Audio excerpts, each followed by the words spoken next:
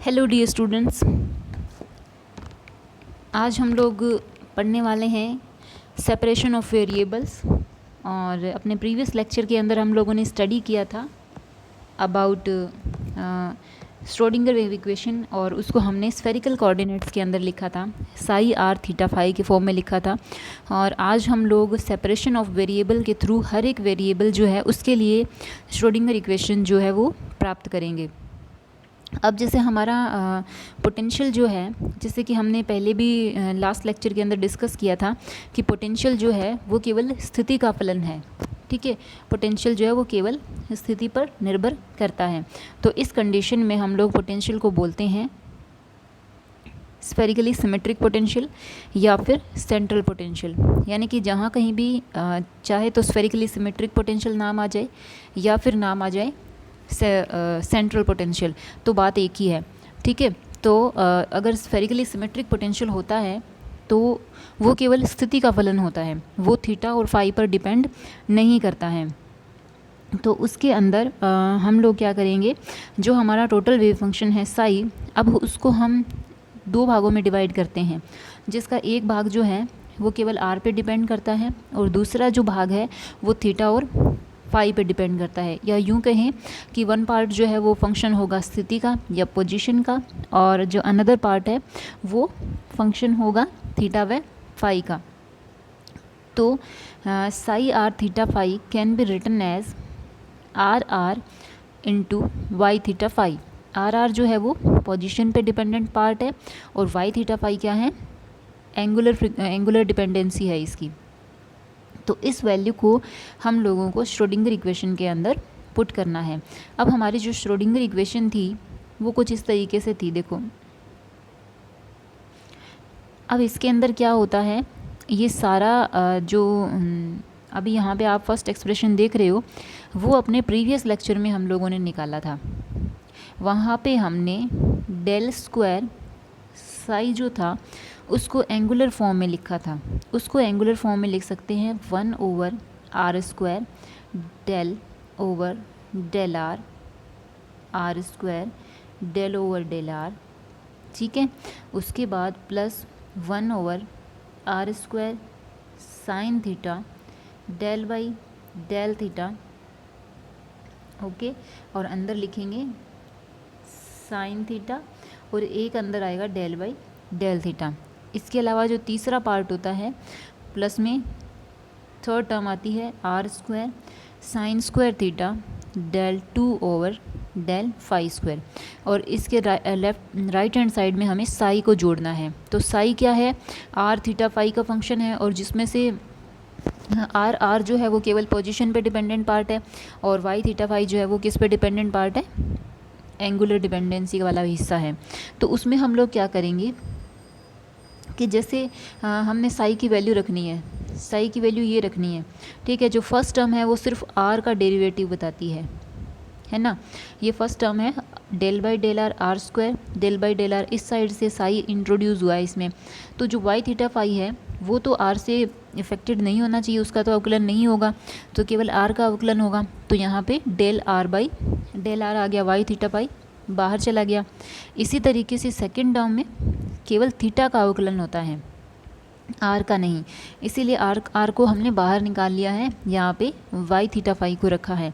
Third term के अंदर सिर्फ फाई का होता है, तो वाई जो है उसी में इंक्लूडेड है थीटा और फाई, तो यहाँ पे वाई थीटा फाई, आर जो है वो बाहर आ गया इस तरीके से।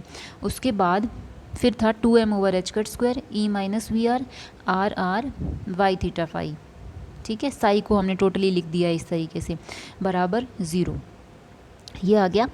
इसके बाद हम क्या करेंगे, इस इक्वेशन को r² बटे R into Y theta phi इससे गुणा करेंगे।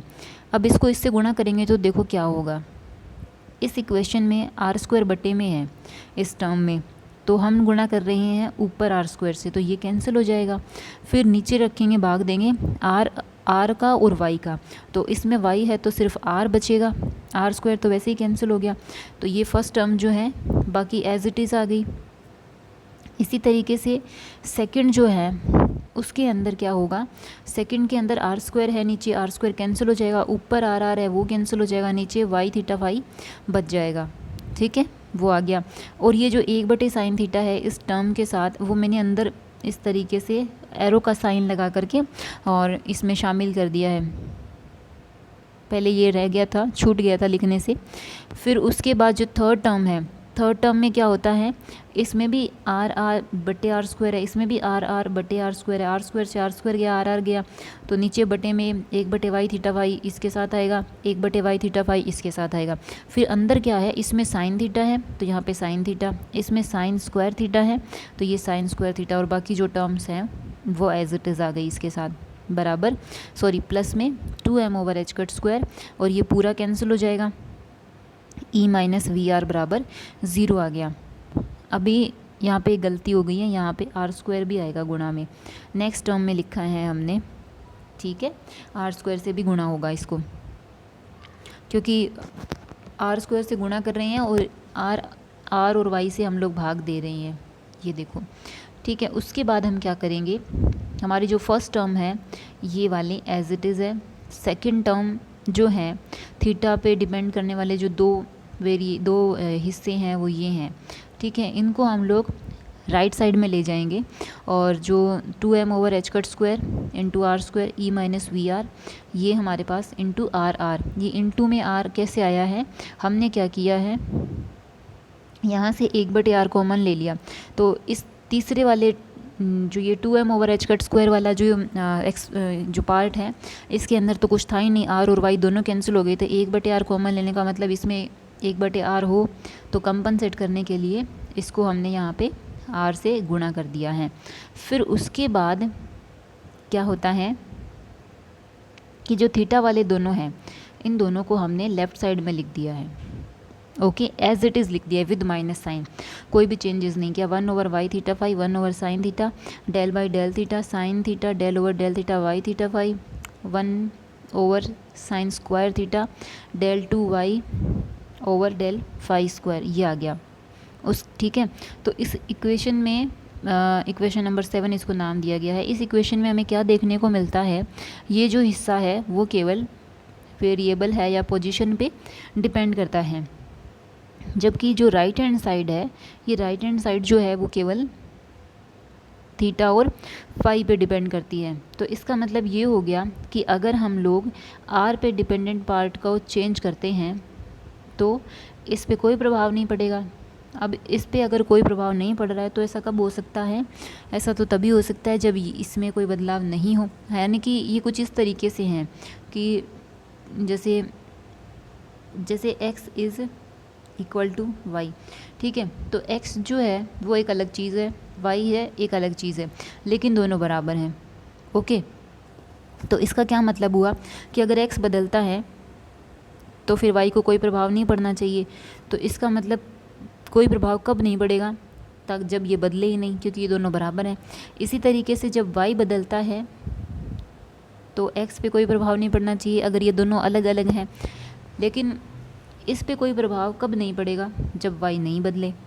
तो इसका मतलब क्या है, x और y बराबर होने का मतलब है कि ये दोनों क्या हैं, किसी अलग कोई नियतांक होगा ऐसा जिसके बराबर है, जिसकी वजह से ये बराबर है। Otherwise this is x direction, this is y direction, ये दोनों बराबर नहीं हो सकते। ठीक है, इसी तरीके से ये स्फेरिकली सिमेट्रिक है, तो स्फेरिकल कोऑर्डिनेट्स में r, थीटा और फाई है। तो ये जैसे r पे डिपेंडेंट पार्ट है और ये थीटा फाई पे डिपेंडेंट पार्ट है, तो ये दोनों बराबर होने का मतलब है कि ये अलग अलग किसी नियतांक के बराबर हैं। हमने ये माना कि ये l+1 के बराबर हैं, जिस नियतांक के ये बराबर है उसका मान है l+1। तो हम लोग क्या करेंगे, जो पोजीशन पे डिपेंडेंट पार्ट है उसको भी l+1 के बराबर रख देंगे, और जो एंगुलर पे डिपेंडेंट पार्ट है उसको भी l+1 के बराबर रख देंगे। तो जो पोजीशन पे डिपेंडेंट पार्ट है उसके अंदर क्या होता है, हमने क्या किया, इसको इस साइड ही ले आए। ठीक है, इसको लेफ़्ट साइड ही ले आए e-v r को, और जब इसको लेफ़्ट साइड ला करके 2m/h² के अंदर इसको शामिल करते हैं तो इसको गुणा करना पड़ेगा कंपनसेट करने के लिए h² ओवर 2m से। ठीक है, और आर स्क्वायर भी है ना, तो 2m आर स्क्वायर और ऊपर एच कट से, तब ये इसके साथ क्या है, कंपनसेट हो पाएगा। और इधर क्या है, इधर हमने 1/r square del by del R square del by del R. Okay, ये आ गया। ये आर जो है ना, ये आर हमने एक साथ लिख दिया है, ये वाला आर यहाँ पे, ठीक है। तो इसमें क्या किया है, जैसे ये 1/r जो था, 1/r, इसको तो हमने यहाँ से हटा दिया है बराबर में। जैसे इसको हम लोग इस साइड लेकर के आएंगे, तो जैसे हमें एक बार उसको फिर से देखना चाहिए, जो एक्सप्रेशन था कि ये जो 1/r है वो इन दोनों के साथ है, ठीक है। ये दोनों प्लस में है, ये बाहर है, तो ये जब हटेगा दोनों, जब हम लोग इसको इस साइड लेकर के आएंगे तो इसको भी क्या होगा, आर से गुणा करना पड़ेगा। और जैसे इसको आप इस नीचे वाले आर को इधर ले जाओ इसके साथ गुणा में, तो ये तो हट गया एक्सप्रेशन से और ये वाली टर्म आ गई। फिर उसके बाद हमने इस पूरी इक्वेशन को 1/r स्क्वायर से भाग दे दिया, तो 1/r स्क्वायर और इसका r स्क्वायर जो है ये वाला, ये रिमूव हो गया, 2m over h cut square बन गया, ये किया है। ओके, उसके बाद जो थीटा फाई पे डिपेंडेंट पार्ट है उसको हम लोग l+1 के बराबर रखते हैं। तो ये थीटा पाई पे डिपेंडेंट वाला पार्ट है, उसको हमने l+1 के बराबर रख लिया। तो उससे क्या होगा, जैसे इधर माइनस का साइन है, ये माइनस का साइन हमने यहाँ लगा दिया, और y थीटा फाई है इसको यहाँ पे इधर इस साइड ले गए, राइट साइड में। बाकी एक्सप्रेशन जो है वो एज इट इज़ है, ये वाला।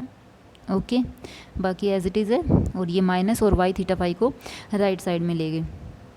तो इसमें क्या होता है, जो इक्वेशन नंबर 8 है वो केवल r पे डिपेंड करती है, यानी कि ये जो हमने अलग अलग करी है ना, ये r पे डिपेंडेंट है और ये थीटा फाई पे डिपेंडेंट है।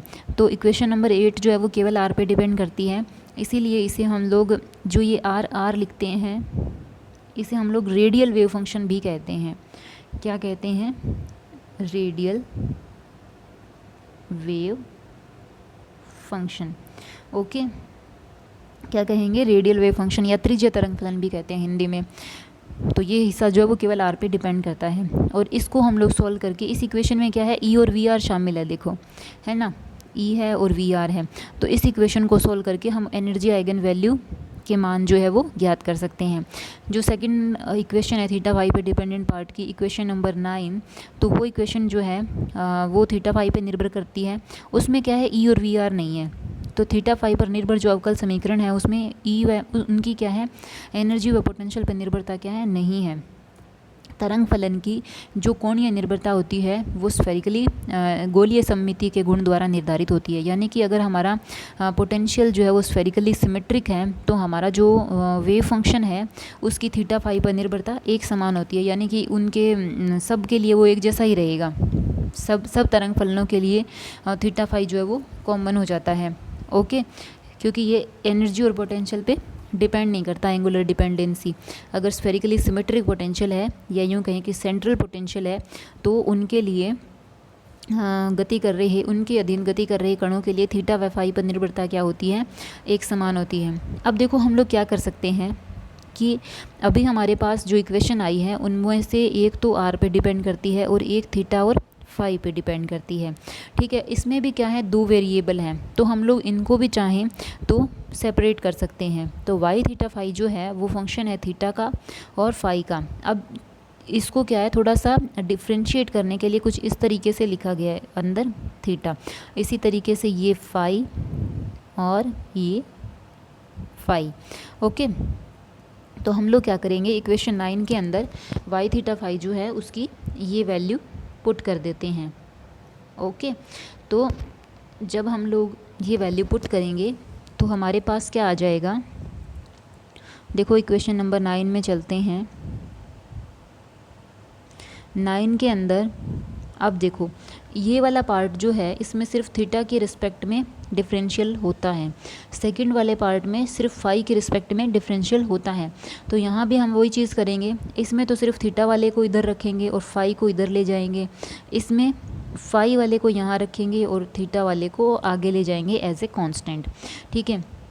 तो इसमें फर्स्ट टर्म में फाई आगे आ गया और थीटा वाला पीछे रह गया, क्योंकि उसका अभी अवकलन होना बाकी है। इसी तरीके से सेकंड टर्म में थीटा को आगे निकाल दिया और फाई का भी अवकलन होना बाकी है, बराबर है minus L L plus 1 theta phi. ठीक है, अब हम लोग नेक्स्ट क्या करते हैं, इस पूरी इक्वेशन को बाईं ओर से sine square theta theta phi से गुणा करने पर, तो साइन स्क्वायर थीटा, ठीक है, साइन स्क्वायर है, नीचे क्या है साइन, तो स्क्वायर का मतलब एक साइन रह गया, फाई से फाई कट गया, नीचे क्या बच गया थीटा। ओके, अंदर वाली टर्म क्या है एज इट इज़ आ गई, और इधर क्या है साइन स्क्वायर थीटा फाई से भाग देना है, तो साइन स्क्वायर से साइन स्क्वायर गया और एक फाई बच गया नीचे, 1/फाई del two phi over del phi square. Okay, four इधर क्या बच गया माइनस एल एल प्लस 1, और थीटा फाई था तो साइन स्क्वायर बटे थीटा फाई से भाग दिया था, तो ये दोनों रिमूव हो जाते हैं, साइन स्क्वायर थीटा यहाँ बच जाएगा। फिर हम लोग क्या करते हैं, इसके अंदर जो ये वाला पार्ट है वो भी थीटा का है और ये वाला भी थीटा का है, तो थीटा वाले दोनों एक तरफ और फाई वाला एक तरफ कर देते हैं। तो फाई वाला जब राइट साइड में जाएगा तो यहाँ पे एक माइनस का साइन आ जाता है और ये थीटा वाला हिस्सा है, तो हम लोग वापस वहीं पहुँच गए हैं। बायां पक्ष केवल थीटा पर निर्भर करता है, वह दायां पक्ष जो है वो फाई पर निर्भर करता है। अतः ये दोनों समीकरणें क्या होंगी, अलग अलग किसी नियतांक के बराबर होगी। अब हमने ये माना कि जिस नियतांक की ये बराबर होंगी वो नियतांक है M square. Okay, M square के बराबर है, तो थीटा वाला पार्ट एम स्क्वायर के बराबर कर लिया। अब हम लोगों ने क्या किया, इस एम स्क्वायर को लेफ़्ट साइड में ही ले गए, L L plus 1 minus M square. तो हमने इसके लिए क्या करना पड़ेगा, अब ये एम स्क्वायर जब इसके साथ कॉमन में लिया है, साइन स्क्वायर थीटा बाहर है, तो इसके बटे में साइन स्क्वायर थीटा करना पड़ेगा कंपनसेट करने के लिए, तभी तो कट के ये वापस एम स्क्वायर बनेगा। ओके, इस तरीके से तो हमारी इक्वेशन कुछ इस तरीके से हो गई, ये वाली इक्वेशन आएगी। अब पूरी इक्वेशन में हम लोग क्या करेंगे, साइन स्क्वायर थीटा का भाग दे देंगे। साइन स्क्वायर थीटा का जब भाग देंगे और इसके साथ हम लोग क्या करेंगे, साइन स्क्वायर थीटा का भाग देंगे, जिससे क्या होगा, ये साइन थीटा ही है। तो अभी जो नेक्स्ट जो पार्ट है उसमें क्या होगा, जो हमारी सेकंड है एम स्क्वायर सॉरी फाई वाला हिस्सा है वो भी एम स्क्वायर के बराबर होगा। तो उसमें क्या होगा कि जो ये है इसको आप एम स्क्वायर के बराबर करोगे 1/फाई del two phi over del phi square is equal to M square. इस एम स्क्वायर को इधर ले आओगे तो ये माइनस का हो जाएगा, तो दोनों प्लस के हो जाएंगे, फिर ये बटे वाला फाई जो है इसके साथ वो गुणा हो जाएगा। तो ये इक्वेशन जो है फाई पे डिपेंड करती है। तो इस प्रकार से सेपरेशन ऑफ वेरिएबल से हमने क्या किया कि गोलीय निर्देशांक आर थीटा फाई में श्रोडिंगर समीकरण जो है उसको तीनों जो वेरिएबल्स हैं आर थीटा और फाई, तीनों में अलग अलग सेपरेट कर लिया पूरी श्रोडिंगर इक्वेशन को। एक पार्ट सिर्फ आर पे डिपेंड करता है, दूसरा सिर्फ थीटा पे और तीसरा सिर्फ फाई पे डिपेंड करता है। इस सॉरी ये बीच में रह गया था शायद, ये जो थीटा वाला हिस्सा है जो थीटा पे डिपेंड कर रहा है, इसमें ये थीटा जो है उसको हम लोग मतलब 0 से मल्टीप्लाई कर देंगे एलसीएम लेकर के, तो ये थीटा यहाँ आ जाएगा और ये साइन स्क्वायर जो है इससे हमें यहाँ पे डिवाइड कर देंगे। फिर उसके बाद जैसे ये तीनों इक्वेशन आ गई, ठीक है, उसमें से जैसे फाई वाली इक्वेशन है तो ये एक सेकंड ऑर्डर डिफरेंशियल इक्वेशन है जिसका सॉल्यूशन होता है ae⁻m फाई होता है, जैसे हमने पहले किया था ना e⁻x, जैसे x में थी तो ये इसमें यहाँ पे क्या है m है, यहाँ पे m है, तो इसका सॉल्यूशन होगा ae⁻m फाई। अब हम लोग अगर नॉर्मलाइजेशन कंडीशन लगाते हैं तो उससे a² का मान आ सकता है। तो जैसे फाई स्टार करेंगे तो फाई तो ये है, फाई बराबर तो है ae⁻m फाई, और फाई स्टार बराबर क्या हो जाएगा a* e⁻−m phi. Iota minus iota से रिप्लेस हो जाता है तो ये कैंसिल हो जाएगा, है ना, ये कैंसिल हो जाएगा। तो a² बराबर 1। अब इसको हम लोग क्या करेंगे, इंटीग्रेट करेंगे, तो इसकी लिमिट जो होगी फाई जो है वो वेरी करता है 0 to 2 पाई, तो यहाँ पे क्या आ गया 2 पाई, ठीक है। तो a बराबर 1/√2 पाई हो गया, तो 1/√2 पाई e⁻m फाई। फाई क्या है, सिंगल वैल्यूड है और पीरियोडिक फंक्शन होता है। पीरियोडिक मतलब 2 पाई आवर्तकाल के बाद में वापस फाई जो है वो फाई हो जाता है।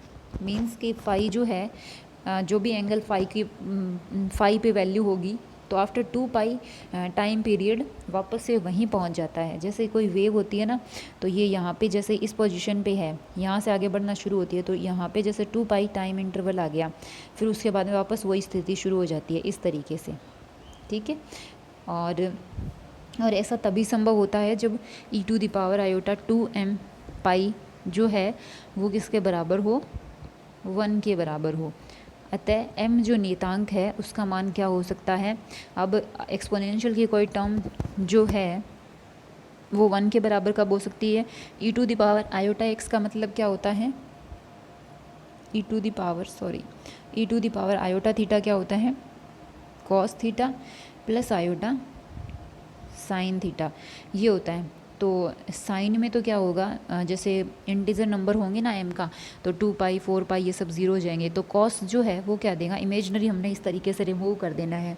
और कॉस जो है वो 1 कब, वही 1 दे सकता है, और वो 1 कब देगा, अगर m जो है वो ±0 ±1 ±2, तो ये ऑलवेज सम नंबर ही रहेगा, इवन नंबर रहेगा, तो इवन नंबर रहेगा तो ये 1 दे देगा। तो m का मान क्या आ जाएगा, 0 ±1 ±2, इस तरीके से आएगा m का मान। ओके, तो यहाँ पर ये टॉपिक जो है वो सेपरेशन ऑफ वेरिएबल ख़त्म होता है।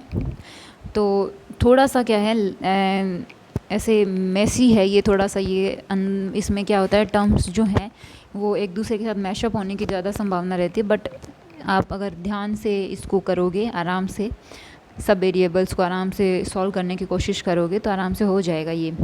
तो सेपरेशन ऑफ वेरिएबल मेथड से हमने श्रोडिंगर वेव इक्वेशन को तीनों variable R theta and phi में अलग अलग इसकी इक्वेशन को प्राप्त कर लिया। इसको अच्छे से पढ़ लेना, अगर कोई समझ में नहीं आए तो आप पूछ लेना, मैसेज कर लेना। खुश रहो, स्वस्थ रहो, पढ़ते रहो।